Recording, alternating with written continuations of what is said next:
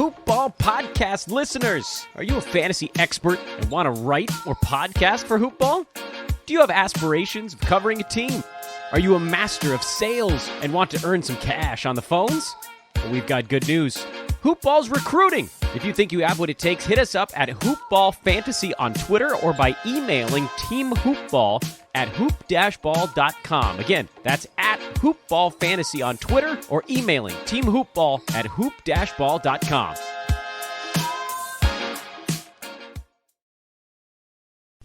The following is a Hoopball presentation.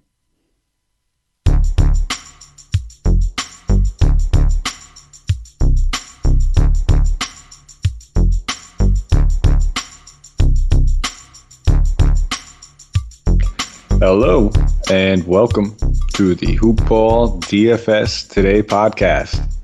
I am your host, Mike Apatra, joined by none other than Brett Eckersley for the Thursday. Oh, look at this. I'm losing my mind. Friday. We're recording this Thursday night, Friday, August 7th. Slate, man. But we're sitting out here. I think we're both sweating a little bit on this slate. We both got some pretty decent things going right now, but I wanted to talk to you, Brett, because you're not only just sweating on one website, you're sweating on multiple. You're playing a few different ones over there, but I know you got something decent going on DraftStar. So let me ask you, A, how your night is, and B, how your lineup is. Hey, man, good to talk to you. My morning's going well. Night time for you. Friday morning Australia time here for me. It's been busy, but going all right today in the old DFS state because I play on DraftStars a lot over here in Australia, and I honestly was pushed for time. I threw a few lineups in this morning and just kind of rounded in on this nice lineup that looks like it's taking cash everywhere. So managed to fit in Michael Porter Jr. and Damian Lillard and James Harden all into the same lineup, and one of the down guys, or the value plays I picked was Zubac. So that lineup's just trouncing right now, and I'll try not to look at my phone while we talk, man. Just let it roll out. No, I'm with you, man. I try to look every so often, check up on it. I watch. I'm generally always watching a game. I always have one game on, so it usually has me, captivated enough where I'm watching somebody I'm either playing or just interested in watching, and I don't look at it, but you have to keep in mind, right now we're good to not look at it, but when it's times and there's late swap and you got to keep an eye on injuries, you happen to be on Twitter and you see the score and you see, so it happens. We're halfway through the night, we're checking our lineups accidentally, even when we don't want to, but I'm doing fairly well as well, man. I can't complain. I had a ton of Michael Porter Jr. I played Iguodala. I played Tyler Hero. I had a couple of good guys from that Heat game, and I got a ton of guys left in this game, including some Ben McLemore, James Harden, Kuzma, Davis. So I'm doing fairly well over here as well. We're not going to check the phones. We probably won't check the scores too much, but I'm rooting for you over here, man. So I hope you could take down something big over there on DraftStars. I mean, you're repping right now. You're repping the hoop ball scene over there in Aussie land. So we both are today, man.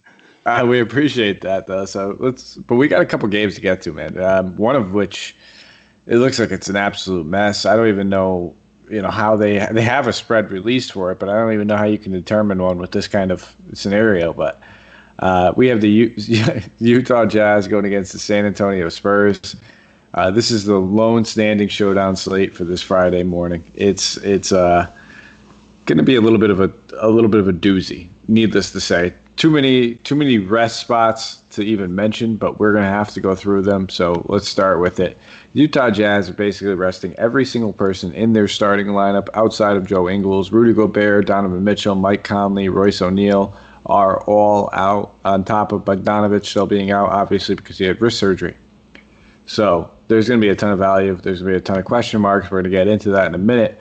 And on the San Antonio side, Bryn Forbes is still out, and the regular players, as in Trey Lyles and LaMarcus Aldridge, out. So lots of injuries, lots of things to talk about, man.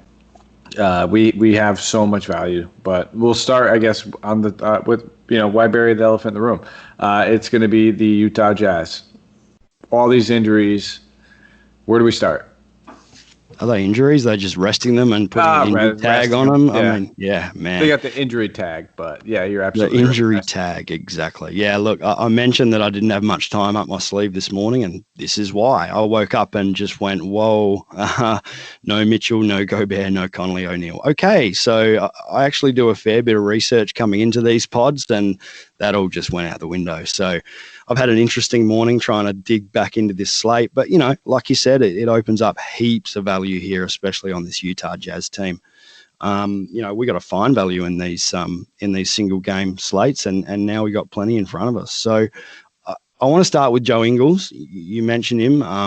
I don't usually play Joe. I just find he's a middling kind of DFS prospect. He can go off some nights, but most of the nights he's really just around value or under, and I can't get interested in him. But 7,400 on DK is probably still stretching my limits. But what do you think happens here, Mike? Does he just soak up a whole lot of usage here for the Jazz, or is it just going to be these guys coming in off the bench, taking the minutes, and does Joe even play the full complement? So I'm predicted that he gets a little bit more usage. I think that's just it's going to happen. But when you look at the guys that are going to be replacing some of these starters in the starting lineup, you're going to get probably Tony Bradley in there for Rudy Gobert. Rudy Gobert is not a guy that soaks up a lot of usage himself. You're going to get Donovan Mitchell's going to sit. You're going to end up seeing Jordan Clarkson probably start. They both shoot a ton as it is. So now you're just getting a bench scorer that shoots 17, 20 times a game, starting for a starter who shoots 15 to 20 times a game. So that's not going to change all that much either.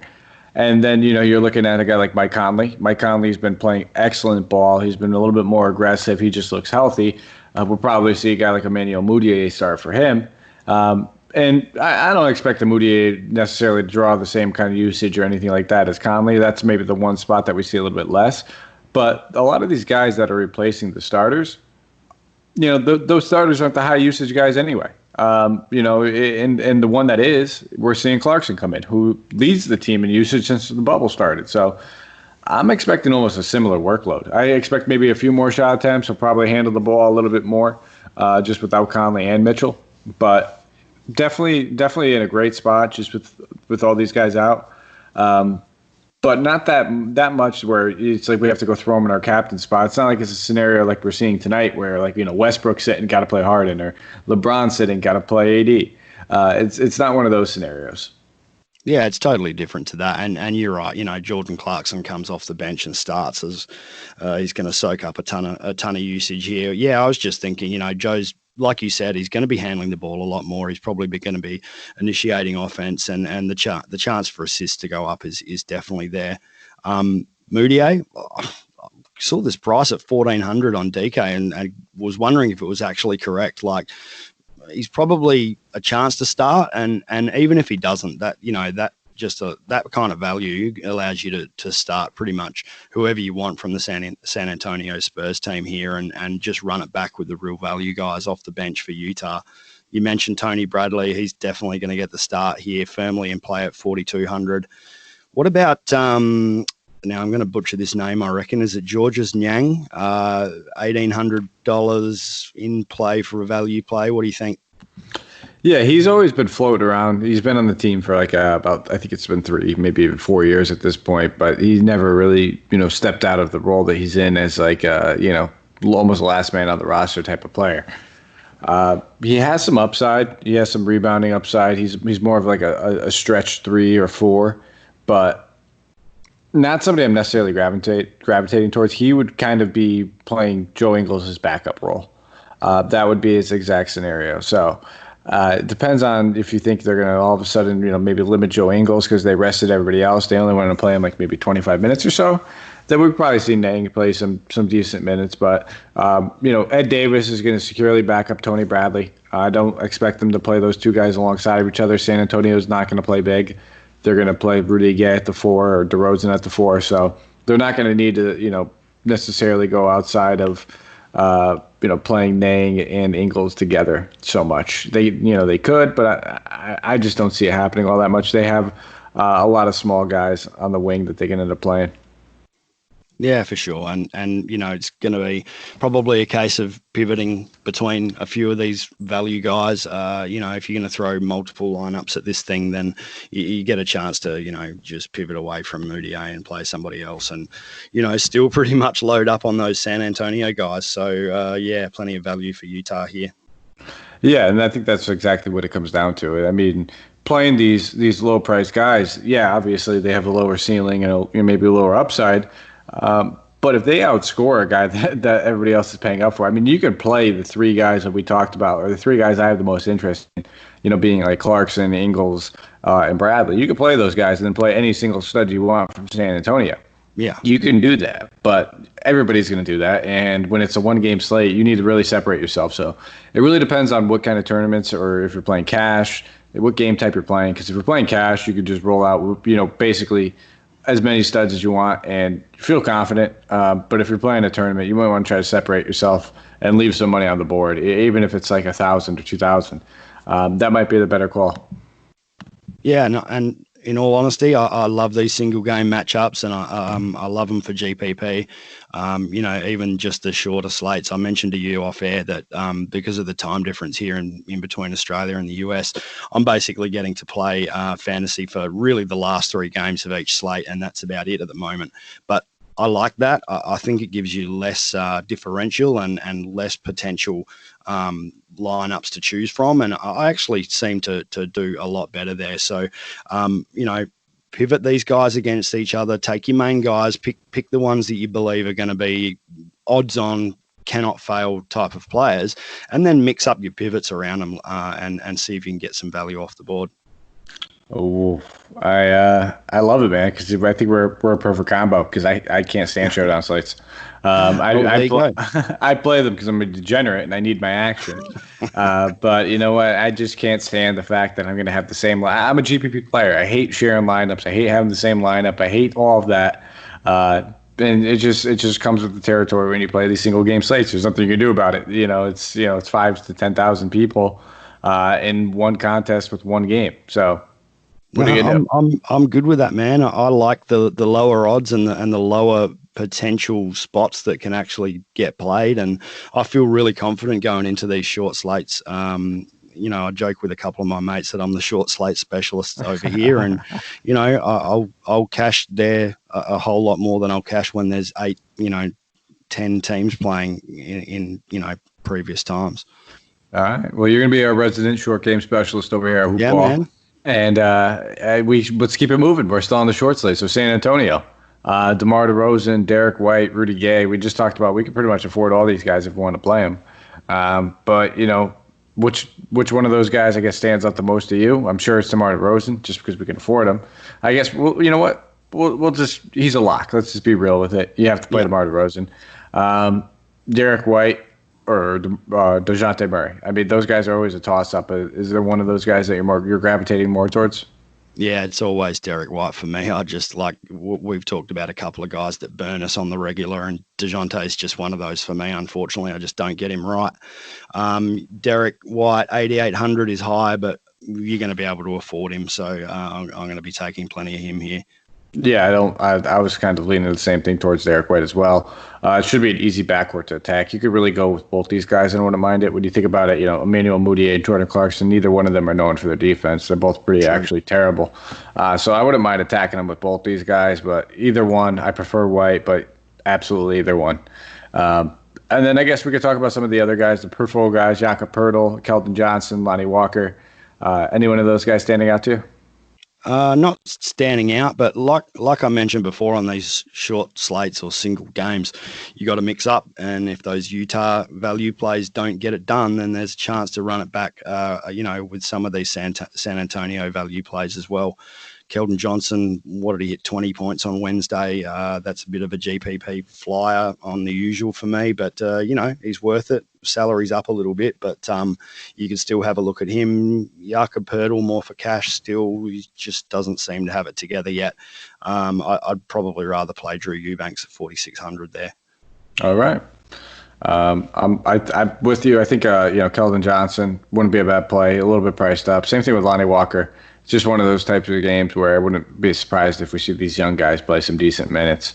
And then, obviously maybe like DeRozan, Rudy Gay. Rudy Gay's minutes are always limited, but maybe DeRozan's playing around 33 or 34 rather than anything higher than that. And then young guys, it should be I'm not going to say it's like an easy matchup, but if there's a game where they might do that, it would be this one. All right, man. We have the rest of the slate. The 5-game slate starts a juicy one. Starts at 4:00 p.m. Eastern Standard Time.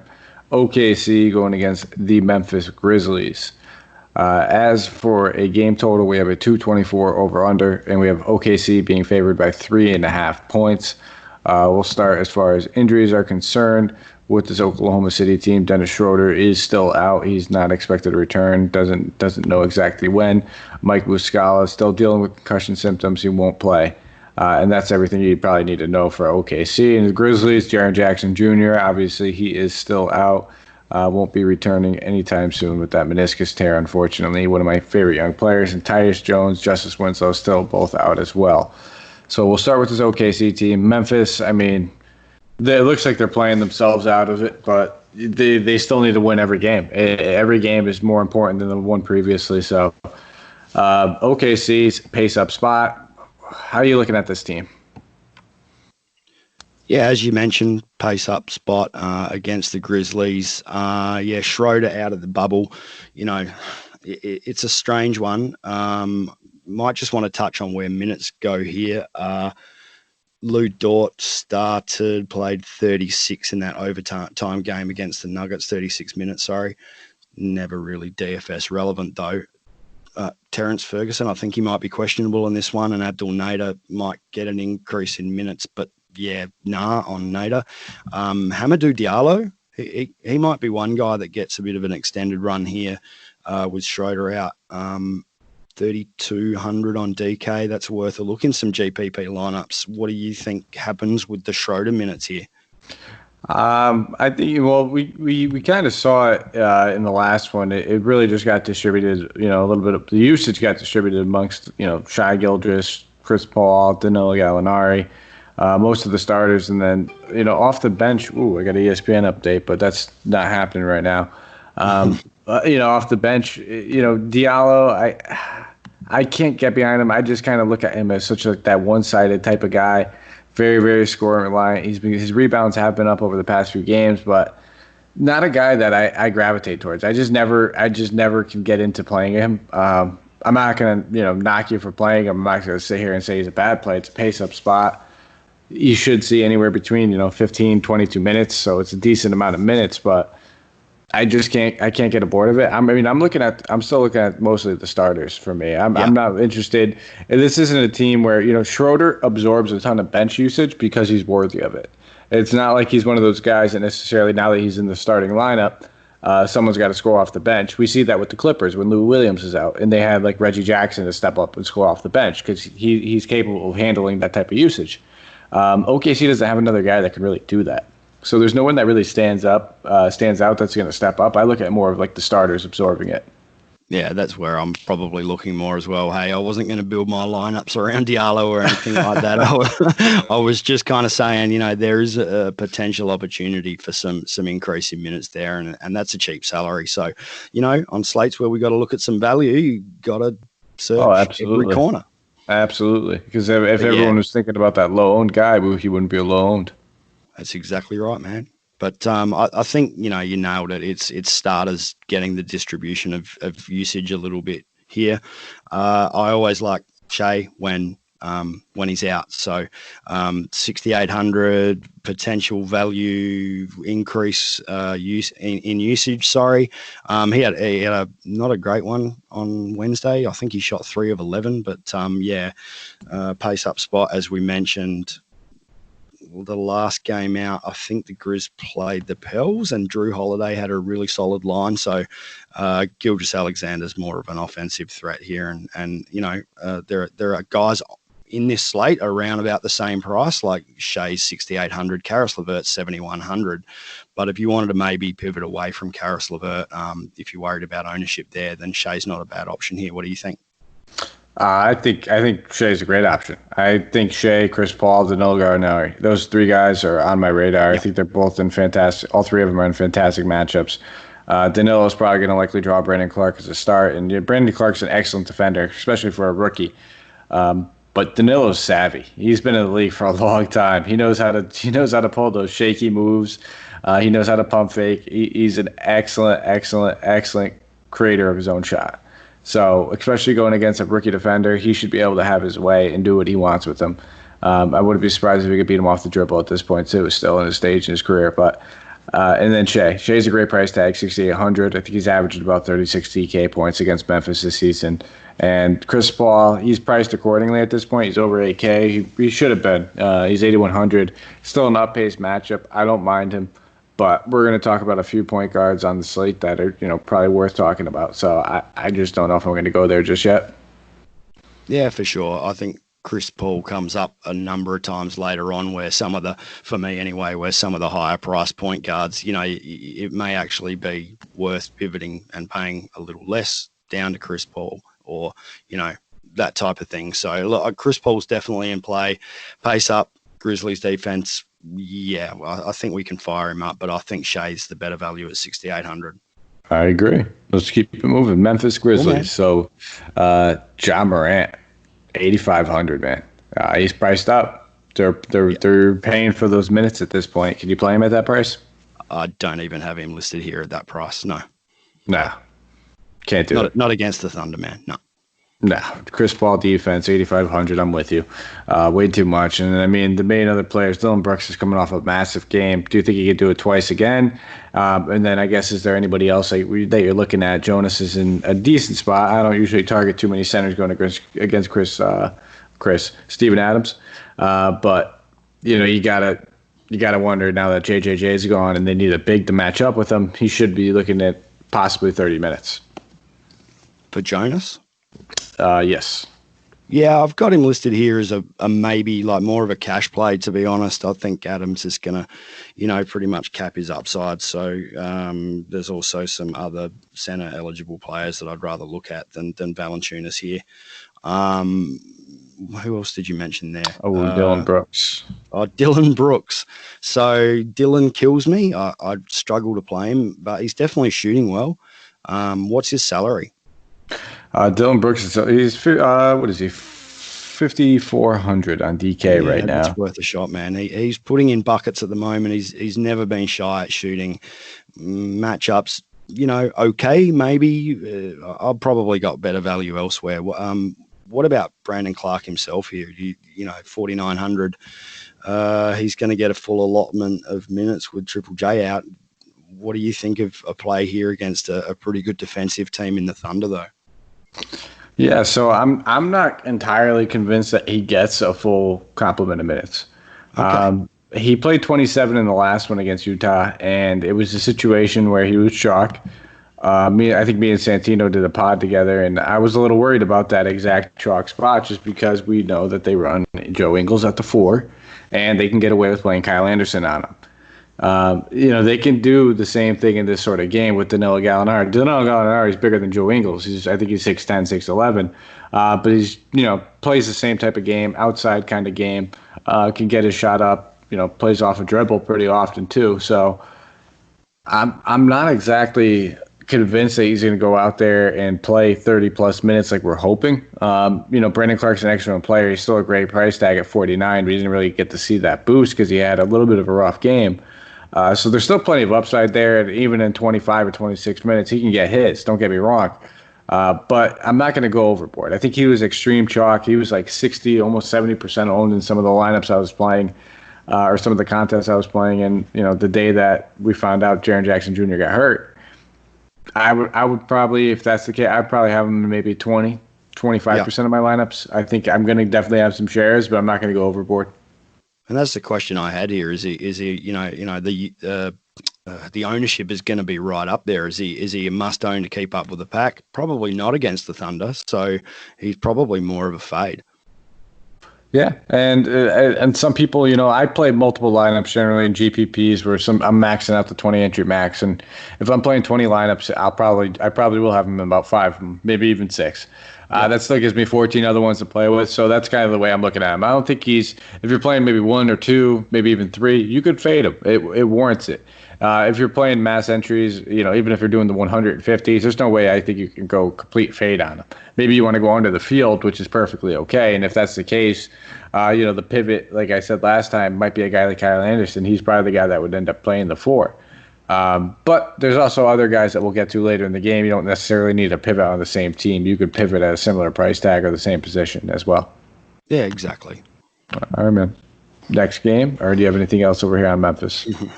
I do have one. I'm just going to drop a drop in the bucket. Anthony Tolliver may get some more run. Doesn't mind a $3,000 basement price. GPP dart. Throw it with a blindfold on and see what happens. Ooh, I like it. I've won some Tolliver money once in my day. I think when it was on I believe it was on Portland years ago. When he actually helped me cash in a little bit. But we didn't even know he was still on a team, to be honest, until about 72 hours ago. I'm like, all right. Well, he played playing out there. He played, I think it was for Minnesota was the season, if I'm not mistaken. I think he was spending some time on Minnesota. He's always floating around, man. He's like the new Udonis Haslem. He'll be hanging around for a little while. But we have the next game is a little bit juicier now. It's the Sacramento Kings going against the Brooklyn Nets. There's been no spread or game total released yet for this game. Sacramento is on the second half of a back. And, as far as Sacramento injuries, nothing really to talk about outside of Marvin Bagley, which we already know. And then for Brooklyn, we don't know what they are exactly going to do. Right now they're listing a bunch of people as questionable, and it's with actual injuries. So, Jared Allen's being listed as questionable with a left ankle sprain. Joe Harris is being listed as questionable with the bruised left groin. And then we have Jamal Crawford still dealing with that hamstring injury. I don't imagine he comes back. Generally not an easy injury to come back and play fully on, especially for a shooter. He elevates on his jump shots as well. So we'll start with Sacramento, man. I mean, this team played great. They dropped, a bucket of points on Dallas today. Do you have any interest on these guys on a back-to-back? Yeah, for sure. I think anyone's a chance to go nuts against the Nets. I've got a couple of targets here, and the one off the top is fairly obvious, but I'll throw it out there anyway. It's Darren Fox, 7,600 on DK. I think his minutes are a little bit hard to get a handle on at the moment. He played team high 37 against the Spurs, and then only 25 against the Magic, and then went back to 38 minutes against the Mavs on Tuesday. Tough one. I didn't see him play today if he's already played, so I'm not sure what he's done there. But he's up and down with the fantasy points at the moment. But honestly, I think the Kings just let him loose here against the Nets, and if he's going to get the high minutes, which he has been getting more of, then I want some De'Aaron here for sure. He played great today. Okay. Yeah, he had a great game. I mean, Dallas was just bleeding points. So was Brooklyn, or so was Sacramento. But they just couldn't stop anybody on this team. Darren Fox was actually playing really good defensively early on.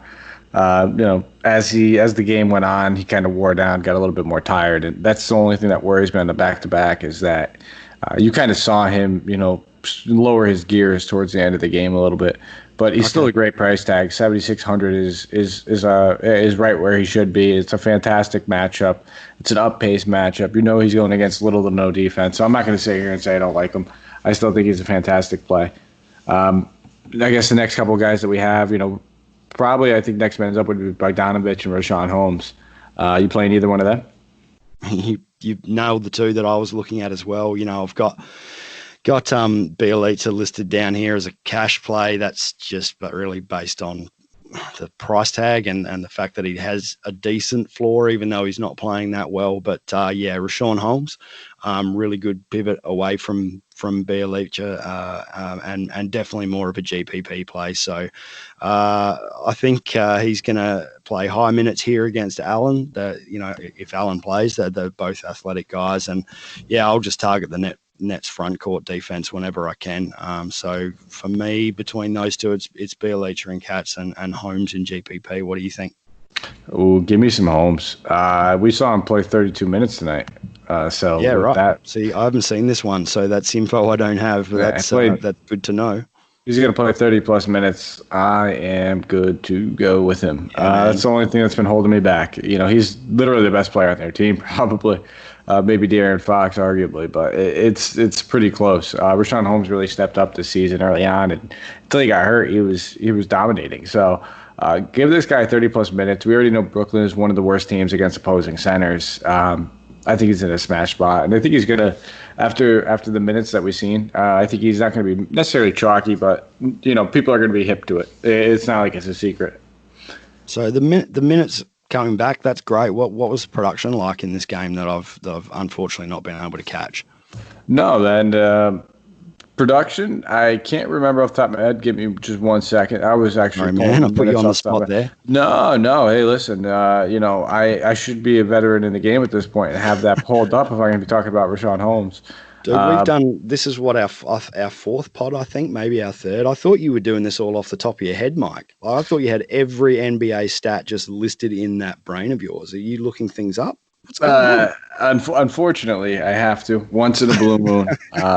It's like a curse and a blessing all at the same time, where I just continuously nonstop think about stats and what's going on and fantasy and DFS when I'm working, when I'm home, when I'm out to dinner, no matter what, it's always on my mind. So generally, I have a lot of these burned in, and it could be it's benefited me over the years, but honestly, I'd have to say it probably cost me more harm than good in the relationship category, but, and maybe the mental health category as well.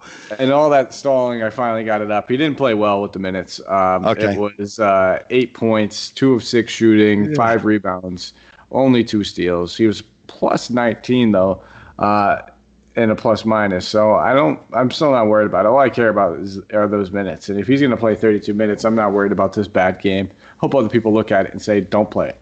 I'm okay with that. This is a fantastic matchup. Lock and load. Lock and load. I agree. All right, man. We still have we have a lot to get to. We're not even done with this game. Kent Bazemore, Harrison Barnes, those guys plays for you, or just keep it moving? Barnes, no. I knew you'd bring Bazemore up. I think he's come up on every pod we've done so far. I figured that was a good price for him, man, for you. And I knew you'd be, what did we say, sprinkling some Bays on there. Bogdanovic is the other guy, man. He's 5,100. That's the same price as Buddy Hield, and I'll take Bogdan every day of the week. And against this Nets team, I think you should light him up. And you're saying that without even knowing what happened in today's game, which is incredible, because he actually dropped 35 points today. So 35 points, 4 rebounds, 3 assists. He had a phenomenal game. Shot 13 of 20, 6 of 9 from 3. It was a standalone showdown slate with him in it. But if you didn't have him, you basically could just kiss it goodbye. Yeah, Darren Fox dropped 30 points and 10 assists himself. So they basically they led the Kings. So they're both coming off big games on this back-to-back. It was their earlier game, so it does give them a little bit more time, I guess, an extra 3 or 4 hours of rest than they normally would have on a back-to-back. But, I'm okay. Fire both those guys up if you want. I have no problem with them. I really like me some Roshawn Holmes as well. This is just a fantastic matchup. Those 3 guys are my primary options. And then you said Bjelica in cash. I would actually probably say more GPP at this point. He's just too up and down. He used to be consistent, but a lot of his consistency was without Roshawn Holmes in the lineup. I think that's affecting him a little bit too much, and he just hasn't been shooting well. He's been overall trash. When they're thinking about starting Corey Joseph over you, and they do it, it's not saying much about your credibility and how you've been playing. So yeah, maybe Brooklyn Nets, brother. Yep, we talked about the injuries. Jared Allen's questionable, but we know Karis LeVert's there. He's actually getting ticked down a little bit as far as price tag. 7,100 is quite appealing to me. I think he's going to be some pretty big chalk tonight, but what do you think? Yeah, he's going to be chalky for sure, but you're all over it. The salary's just too good. It's hard to ignore 7,100 in a pretty fast, high-scoring game against the Kings. So I think the price is just fine. There's some lower price guys around him on the board that you could look at if you wanted to pivot away. I'm thinking about guys that are coming up in this pod like Terrence Ross and Troy Brown Jr., but those guys just don't have the same upside. I think, I'm all over Karras in this one. Yeah, I mean, and it's basically pretty simple with this. When the game's close, Karis LeVert plays 35 plus minutes and he goes for 40 plus DK points.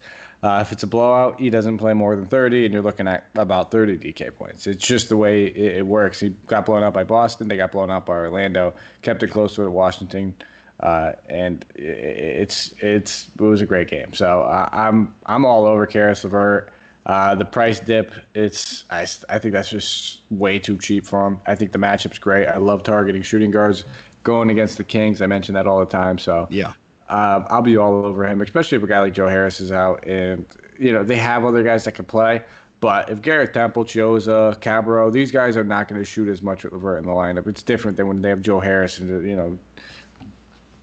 the other guys that they're used to starting with. He has a little bit more respect for those guys, where I'm sure he'll pass it a little bit more. I can just see him going full Kobe mode in this one, and taking 25 to 26 shots. So I'm all over him. Jared Allen, if he does play, any interest at 6,300? Yeah, if he plays, that's fine for me. That's a great price tag. He's basically second scoring option, maybe third scoring option on this team. He gets a stack of boards. Kings do okay defending centers. Generally, I think you should still roll with Jarrett Allen. He's just got upside any given night, and there's not much around the board at this price in the center position, other than maybe Derek Favors, who I've got listed here for later. But Jarrett's always in play at this price, and honestly, if he misses, then the guy to probably fire up there is Roddy on Kuroks. He's really cheap. If Jarrett Allen can't get up for this one, he's only 3,900. Absolutely. I played him the last time he drew the start, and he started off hot and fizzled out pretty quickly, even though the Nets won that game against Milwaukee. But I'm with you, Kurix. If we see Jared Allen's out, 3,900 is a great price tag for him. I'm all over Karis LeVert. And I think the only other guy I'm really looking at would be Joe Harris if he's starting. I'm not playing Tyler Johnson if Karis LeVert's in there. No. Not doing that, not paying 5,600 for him. But Joe Harris, if he does play 5,300, same thing. He plays small forward, but he's a shooting guard. Give me the outside threats going against Sacramento all day long. Love those guys. We just even saw, I think it was today on Dallas, a few of their bench options, shot fairly well. Even with that, knowing who was it now? Oh, I'm sorry, I keep saying Dallas Pelicans. My fault. Bench option shot well against them. Josh Hart and JJ Redick, both of the two guards off the bench, both played well, both shot well. 6 of 11, 4 of 5. So. And then you look at the starting lineup. Drew Holiday shot 7 of 10. So shooting guards, whether they're off the bench or in the starting lineup, I always feel confident in going against the Kings. Yeah, cool. Noted. Written down and noted. I kept saying Dallas, even though they literally had the game on maybe 45 minutes ago going against the Clippers. Just maybe that Dallas obsession. Maybe. Orlando versus Philly. I'm out of it, man. Orlando versus Philly. No game total or spread has been released just yet. Obviously, we have some injuries to go through, if that's the reason that is. And right now, we know that Aaron Gordon's dealing with a strained left hamstring. It's tough. He's being listed as doubtful. I would just basically consider him out. They're in the playoffs. I don't think they're going to push him at this point. And then we know Michael Carter-Williams was dealing with a foot injury in the last one, foot soreness. He's listed as questionable. He's another guy. He's generally one of the first players off the bench. I wouldn't be surprised if he sits as well. They need to get these guys right, and they're not going to take any chances at this point. So, and then we got to slide over to Philly and Ben Simmons. He's already ruled out. There's no exact timetable to return. He actually dislocated his kneecap. Doesn't sound so bad, I guess. To me, it sounds bad, I guess, regardless. But you always have to worry about. They have to reevaluate him and determine a timetable, because anytime you dislocate your kneecap, there's a significant risk of damaging tendons and ligaments around it. And that's the thing that you have to worry about. It's not necessarily the dislocation of the kneecap. It's what damage did dislocating it do to the ligaments and everything around your knee. So we'll have to wait and see. Obviously, there's going to be some things to consider with him out. Mike Scott is also being considered questionable with his knee injury. And then Glenn Robinson Jr., I don't believe he played in the last game either, and he is being listed as doubtful with his hip soreness. So we'll start with the elephant in the room, Philadelphia. Ben Simmons being out. What are you expecting from this team? I'll just get down to Philly here. Yeah, so, I mean, I don't know. I'm struggling to find much, even with Simmons out. I think the obvious replacement play there is just Al Horford. He probably just comes into the 5 and you can probably play him at 6,600. I just worry about this matchup. You know, we know Aaron Gordon's probably going to be out, but Orlando just are generally a pace down team. They're a decent defensive unit. Aaron Gordon coming out of that 4 spot maybe hurts them a little bit, but I don't know, Mike. I got not much other than Horford here, and you know the only other guy I've really thrown into the mix is just a GPP shot at Furkan Korkmaz at 3,400. Starting to scrape the bottom of the barrel when you're looking down there. And Embiid, no, I'm not paying 10-5 for him against Vooch. So what do you have on this Philly team? I just can't find much. Well, it's. I mean, Embiid's usage it's out of this world with Ben Simmons off the floor. It goes up 4.5% for what it normally is at, and he sees an extra 0.15 DK points per minute, and goes up to 1.68 DK points per minute. That's fantastic. I can't ignore that. It is a tough matchup, though. This is not necessarily the matchup against Vucevic, but it's the matchup against Orlando where the pace gets slowed down. A lot of things come with it. And we never see those high-scoring games necessarily involving the Magic. They're almost like a baby Utah that flies under the radar. I think a lot of people know about it at this point, but it's something I'm very cognizant of. And, you know, I'm not going to cross him out. I really think he's in a fantastic, situation because the spots is not fantastic as well. If it was both of them, he'd be a lock. So I think a lot of people are going to gravitate towards him immediately. I think a lot of people will go towards Harris as well. But I would say the only two guys I'm really interested in, and I wouldn't even be shocked if we don't see Al Horford start. I think they just like taking him off the bench. I don't think the point of him is just spacing him and Embiid out. It's not necessarily like they wanted to play Simmons at the 4, and that's why they benched Horford. Because before the break they benched Horford, and Simmons was technically still playing like the 1 a lot of the times. So I wouldn't be shocked if he still comes off the bench. If he does start, you can look at him. Probably not going to have a ton of interest, but Shake Milton's the other guy I'm looking at. Now that knowing Ben Simmons is not going to be handling the ball, bringing the ball up the court, and while he was playing power forward, he was still playing point guard. So it took the ball out of Shake's hands a lot, and I have a ton of interest in him. The price tag's not fantastic. He's very fair priced. I think it's $5,800, but he has that 40-point upside. We've seen it a few times earlier in the year. Maybe not the best matchup again, but $5,800, he's definitely in play, and he's probably my top play on the Sixers. Yeah, cool. That's not a bad call, actually. He definitely handles the ball more with Simmons out, as you mentioned. Price tags a bit meh for me. I don't know, and it's just this matchup again, Mike. I'm just not keen on guys going up against Orlando, so I'm just going to pass. I can't blame you. It's a tough matchup, and it's one I generally don't gravitate towards, and that's the only reason why I'm not lock button Embiid. I mean, if Embiid was going against any other team on this slate, I would play him. We're talking without Memphis, Simmons, Sacramento, Brooklyn, Washington. Yeah, absolutely, without Simmons. New Orleans. If he was going against any other team, he'd be a lock. Not even close. I wouldn't care. He could be $11K. I'd pay. He's 10-5. There's not a lot of guys that we necessarily need to spend up on, and I think a lot of people might go that fair and balanced approach. So let's see how your lineup builds. I don't mind him all that bad. I think the worst case scenario, he's still going to put up 40-45. But if he gets that 40-45 and he's chalk, it's a big difference. We could pivot from that and get another center, maybe 2-3K less. That could get a very similar game total. That's exactly what I'm thinking here. Is there's some centers on the board, and we're coming up on one pretty soon. That for a couple of $1,000 less salary, potentially have some really good upside as well. So just steering clear. I don't think you need to pay up for Embiid on this slate. I think there's a lot of value where you can look at higher priced guys, but not the top guys on the slate or the top salary guys on the slate, and still get a winning lineup. Absolutely, brother. I'm with you on that. I mean, we'll see how the lineup shake out. But we'll keep it moving. Next game, Washington Wizards. I have a feeling the center's in this game. Washington Wizards going again. It can't be the next one. They're all trash in the next one. Wizards going against the Pelicans. There's no game total yet. There is no spread yet released. As far as Washington, no major injuries, nothing we necessarily need to be concerned with or changing since we started in the bubble. And then for New Orleans, there's no real injuries either. But I think we're seeing the questionable tag because we just don't know what's going to go on with Zion.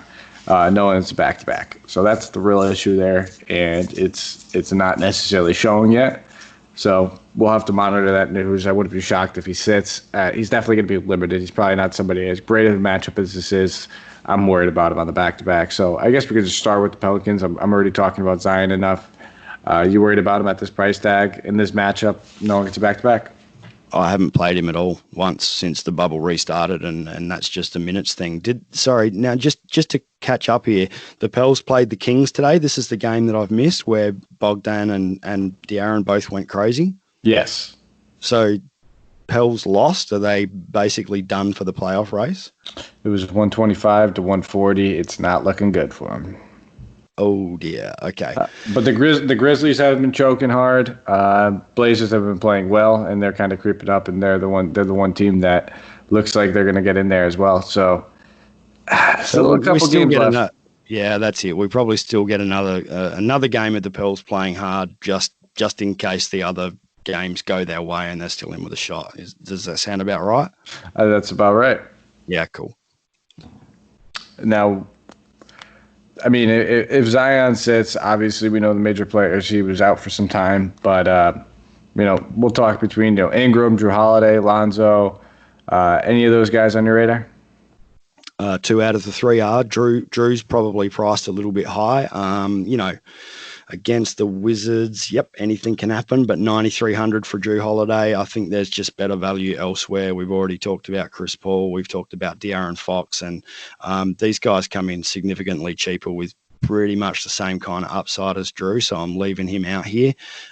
Brandon, that's the highest price on for power forward on this slate in DK. I still think it's a pretty fair price, though, against the Wizards. He's got big upside here.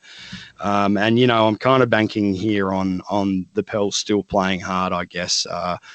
If they're still, angling at trying to make playoffs or putting their players out there in decent starting minutes, then I think Brandon's got probably the most upside here out of the 3 guys that we're talking about. If he gets his majority of minutes here at power forward, he's likely to just eat Rui alive. I think he's got some real upside for a decent game here. But really we're looking at pricing and that type of thing plus matchup. Lonzo Ball, 7,400 against the Wizards backcourt. Just lock that in for me. Thank you. Yeah. I was expecting a big game from him today. He didn't have a bad one. He just didn't do much in the scoring column. Almost doubled. He put up 9 points on 4-7 shooting, 11 assists, a steal, a block, 2 rebounds. But yeah, I'm with you. At 31 minutes, he was second on the team in minutes. He's an absolute monster this season when it comes to just the peripheral stats, and let him push the pace and he's going to dominate the game. It's that simple. He's very effective. The core vision on this kid's unbelievable. I like him better when Zion's playing, but this isn't a matchup where it's going to be a difference maker necessarily for me. He'll probably score more. I almost like him better in this matchup without Zion. It's the matchups where there can be closer games where we're necessarily worried about the other team, where we want to be able to see him be able to distribute, get those 3 or 4 assists from a Zion alley-oop once in a while. But I'm with you. I think Drew way too expensive. I think Alonzo, Ingram, my top options. I don't need to necessarily play a guy like JJ Redick in this matchup. Still a fair price tag. Probably prefer Josh Hart over him in this type of matchup. But that's it for me. I don't need to play favorites. We talked about a couple cheaper centers that we're already interested in, and that's it. I think those 3 guys are the only guys I'm going to keep on my radar. Yeah, I don't mind looking at favors in a matchup like this. The Wizards just basically sucks, guarding the 5. So, favors could do anything. He's been off the boil though since the bubble restarted. 5,200. It's an price tag for me, Mike. I think like we said, we focus in here on Ball and Ingram and just let them go to work. Favors are Roshawn Holmes, almost a similar price tag. Holmes. Yeah, me too. That's kind of where it is for me. That's why I'm not playing favors. Yeah, good call, man. But I see it. If you want to do the pivot, they're both in fantastic matchups, both in great spots. I mean, going against Washington's pretty much similar to going against Brooklyn. So I get why you want to make the pivot if you do. But I just haven't seen anything from the bubble yet where it entices me. Washington Wizards, Thomas Bryant's getting the price tag and the price boost he deserves. After 3 straight dominant performances, he's put up at least 43 DK points in the last 3 games, with a high of almost 60 in that one game where he dropped a whopping 30 points, 13 rebounds. So, he steps into another pretty solid matchup right here. 7,200. It's a little expensive, and we talked about several other centers, but I have something's telling me you have some interest in Thomas Bryant. Oh, yeah, absolutely. Number one guy on the Wizards team for me here, 7,200. I think against the Pels center defense, that's absolutely fine as well. He's got a ton of upside. And, we were talking about Embiid before, and I was mentioning that there are guys at the center position who have a ton of upside on this slate at a much cheaper price. Bryant was the one I was thinking about. So I'm all about Thomas Bryant here. I think he smashes the Pels. And, yeah, I just like the value here rather than paying up for, Embiid against the Magic or Valanciunas against, OKC. It's Thomas and a couple of other guys dotted around here. Are you going to be playing Thomas Bryant here? I think I'm definitely going to have some shares as my mid-tier center play. I'm with you. I like him more than Valanciunas. And that's the way I'm looking at this slate right now. I have 3 centers on my radar, and it's Roshawn Holmes, it's Thomas Bryant, it's Joel Embiid. Depending on how I build my lineups and how I want to distribute that is who's going to be my center. I like all 3 of these guys. I think they're my 3 top options and the guys I'm mostly looking at. I think they're all GPP and cash game viable as well. So for whatever that's worth, another guy I know you probably were going to get to him, so I'm just going to be rude and cut you off. And I do apologize. That's good. Troy Brown Jr. He's supposedly going to be playing more point guard than he is shooting guard now. They're talking about bringing him up the ball. Basically doing a lot of that facilitating, and we've kind of been seeing it over the past few games. He's been doing that such a thing. I mean, he's got about 20 assists over the past 3 games, a couple of rebounds, a chip in there as well, 25 rebounds over the past 3 games, and the lowest DK score he has is about 30 DK points, and he's 5,500 plus matchup, high pace. I got some interest in Troy Brown Jr.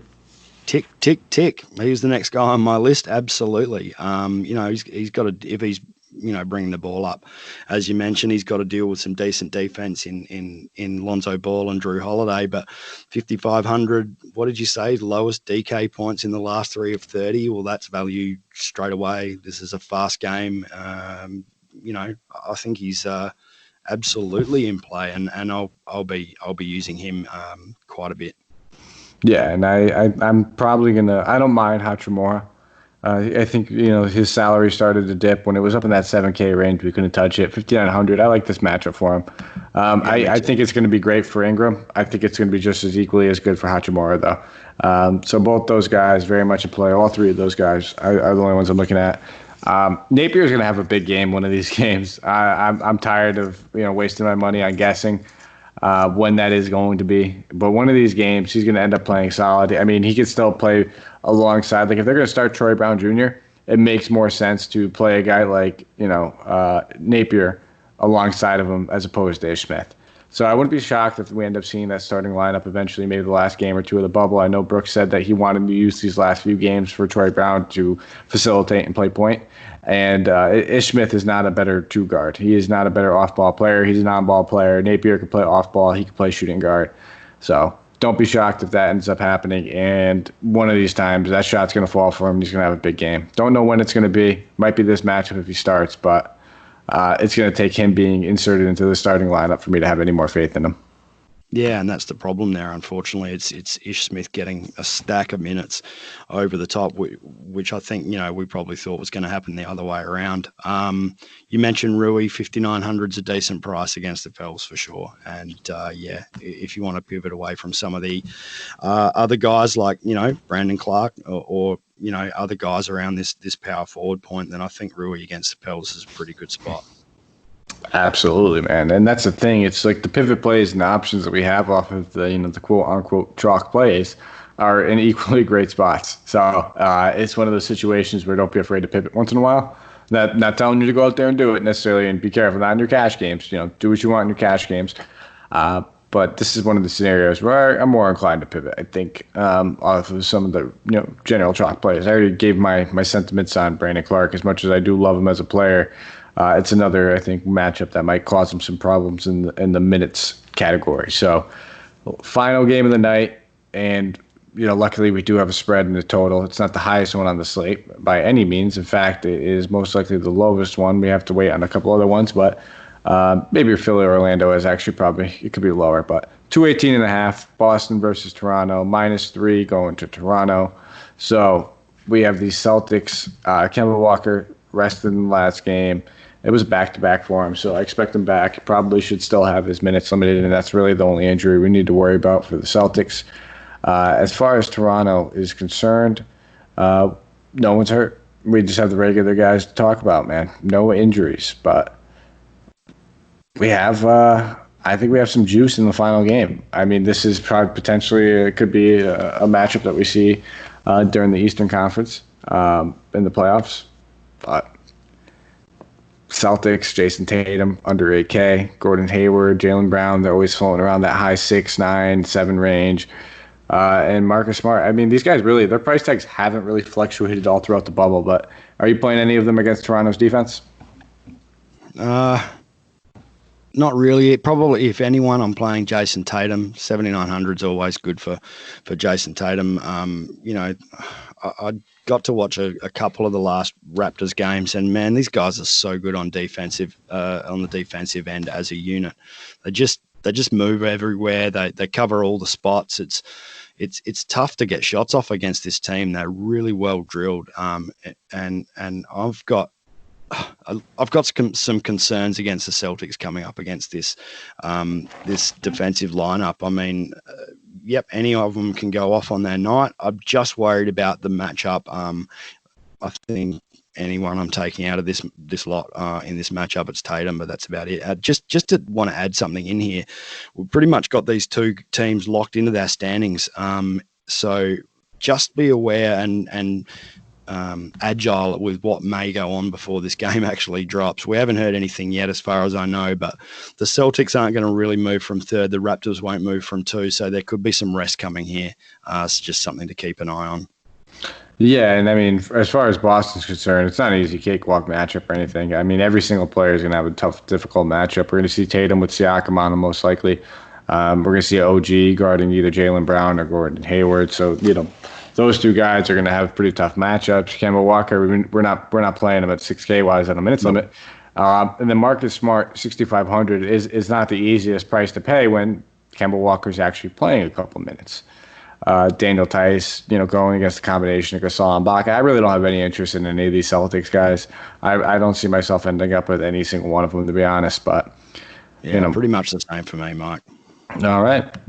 We have one team left. Before we just jump into the final team, though, I should have did it earlier, but I wanted to keep you guys in suspense because I need to give a quick shout out to MyBookie. You guys already know that we are major affiliates with MyBookie. We love them. When we got these guys on board, we were ecstatic because I would say 80% of the staff over here at Hoopball is already using them. This is the number one betting site, guys. If you haven't already checked them out, go to MyBookie. Use the promo code HOOPBALL, HOOPBALL. Get 100% match on your deposit. And just enjoy it, man. We got baseball, we got basketball, we got football right around the corner.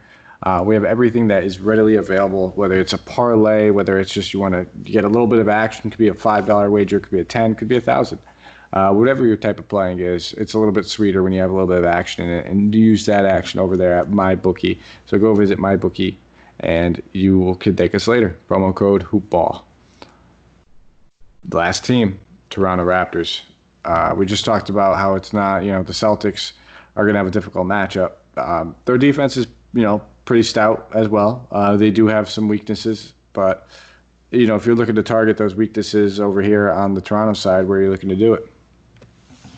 I'm kind of not looking to do it too much. I think there's a couple of guys who are in play here. really just comes down to the fact that there are potentially other players on the board in their positions that are better value. So I'm talking about Cole Lowry. Kemba's minutes have been going up. You said he just come off a rest, so there's a potential that he plays even more here. And I actually like Lowry versus Kemba more than I like him versus Smart. Smart's just a little dog and won't leave Lowry alone. So 8,900's pretty high, but Lowry can get to, around that 45 DK points any given night. And so he's in play for me. Just keep in mind, Chris Paul, cheaper at $800 cheaper. That's the better play for me there. So it's really just that matchup thing where I'm not really leaning hard on any Raptors guys here. The only other one is the other guard, Freddie versus Jaylen Brown. That's a lot cheaper for Freddie, 7,700 versus 8,900 for Lowry. It's an okay matchup against the Celtics. I still don't really like it though, Mike. Like Karis LeVert is $600 cheaper. Freddie may just be a decent pivot if you wanted to, get Karis off of some of your lineups, I guess. Yeah, he's been balling out. I think a lot of people, if you're box score chasing, they're going to see that and they're going to gravitate towards it. It's not an easy matchup for him, and that's. If you're looking at a spot that the Celtics are great on defense, it's their perimeter defense. It's their 1 through 3. They can guard those guys excellently. And Jason Tatum's not a bad defender, but I'm actually looking to attack him. Pascal Siakam, he's the guy. He's the number one target I have on Toronto. I think this is a fantastic matchup for him. He's $500 cheaper than Lowry. I think Lowry's in a great spot as well. Don't get me wrong, but the $500 discount. We talked about some of the power forwards. Most of them are a little cheaper. It might be a good option to look at the high-priced one, separate yourself, while some people go for the cheaper one, especially in your GPPs. And I just see him absolutely dominating Tatum. I don't think Tatum's going to be able to stick with him. He played well. These teams played earlier in the season. He dropped 46 DK points in 35 minutes. So, in that game, he shot 11 for 22. Dropped 33 real-life points, 8 rebounds. And he didn't have any defensive stats in that, but those happen on occasion. He'll eventually have those. So I'm all over him. I don't have any issues looking at him. If you wanted to play a guy like Kyle Lowry or Van Vliet, I'd probably take Van Vliet for the $1,000 difference just with how well he's been playing. So, Lowry's been playing well too, but Van Vliet's in a rhythm right now. And, knowing that he is just that little bit of a discount, that's enough for me. And that's probably it, man. I'm not going to be going towards Serge Ibaka at his price tag. I can't play Marcus Gasol until actual playoffs start, and he sees 30 minutes or so. And then, Norman Powell coming off the bench isn't doing it for me either. Not in this matchup. I like Norm Powell a lot, and I've brought him up a number of times on these pods with you, but not in this one. Yes, Siakam's a good play. He was the next note down here. He's just does everything, does a bit of everything. He's so athletic, and doesn't mind a three. He's definitely in play here. Yeah, and it's tough. You want to go out of the way and try to find some of these guys that aren't necessarily going to be like the chalk value plays, but it's really tough on us like this because all the chalk value plays are great value plays. You're going to have the Brandon Clark and maybe a Kyle Anderson in that first game. In the Brooklyn game, you're going to have a couple of those guys that you can look to. Same thing with Sacramento or Roshawn Holmes. Orlando, we necessarily didn't even talk about them. I actually feel like we almost skipped over them. Did we? I can't remember. I got feel too like many we notes did. in front of me. All right, so we'll touch on Orlando real fast, guys. I apologize. Wow. Right. Okay. I think we did that. because I absolutely love Nikola Vucevic actually in this matchup, and I didn't even get to mention it. I think he's going to be one of my under the radar centers, and I could actually see him playing over a guy like Thomas Bryant. He's played good against Philly for the past probably ever since he's been traded against them. Generally, he plays much better, and he's mentioned he likes going to Philly and playing there. Obviously, this game's in the bubble. It's in Orlando and everything. I think it's a great price tag.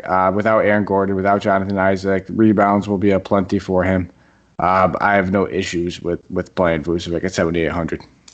Yeah, cool. I'm going to throw Terrence Ross in the mix there. Sounds like Aaron Gordon isn't going to play. I hate the potential starters that they may bring in to cover for Gordon. I don't want to look at any of those guys. I'm looking for a bit of a boost here in usage, and that's Terrence Ross. So $5,000 on DK. I'm pretty sure he won't start. I don't think they'll start him. They like him coming off the bench too much, but that means he pretty much avoids all of the 76ers defensive main unit, and Orlando going to need someone to score, Mike. If Aaron Gordon's not there, if Isaac isn't there, I don't really trust Fournier or Augustine, on any given night. Terrence Ross is the guy for me. He's got to put shots up here. Yeah, I do expect Fournier to get his workload up as well, but you're right. Terrence Ross will probably be second or third fiddle. He might take as many shots as Fournier, but it's going to be Vucevic's game.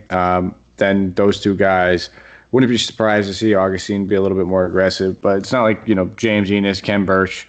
Those are the other two guys that are going to benefit. You'll probably see Wesley Iwundu play a few more minutes, but none of those guys are high point per minutes guys. And, maybe if you're looking at James Enos, if he was min salary, he's 3,700. If he was min salary in a better matchup, actually Philly's been bleeding points. So they're not regular Philly defense anymore. But if he was min salary and we knew he was playing 38 minutes, you're probably still looking at 25 DK points.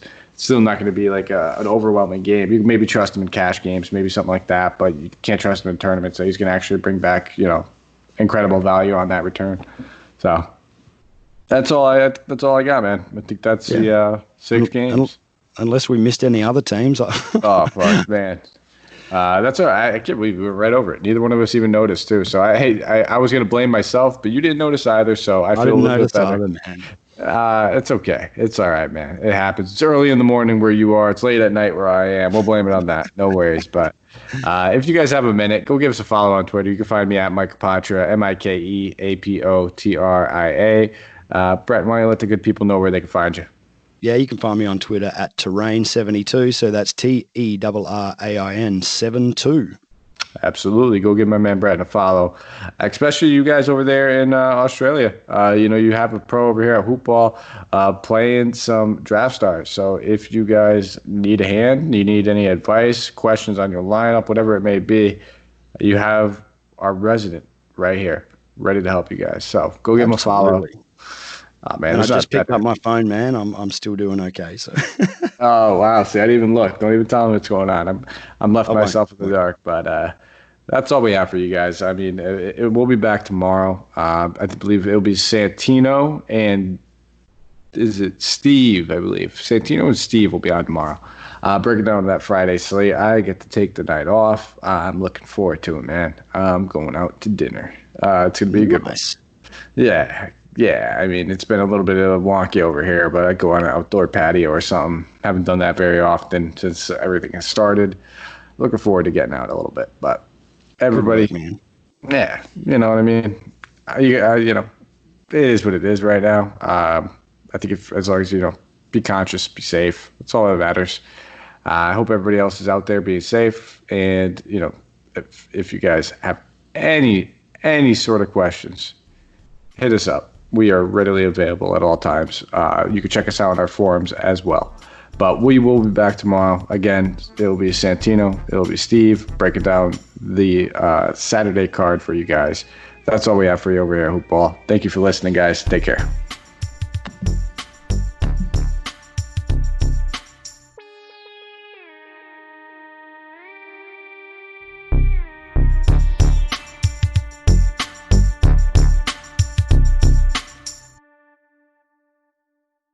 This has been a Hoopball presentation.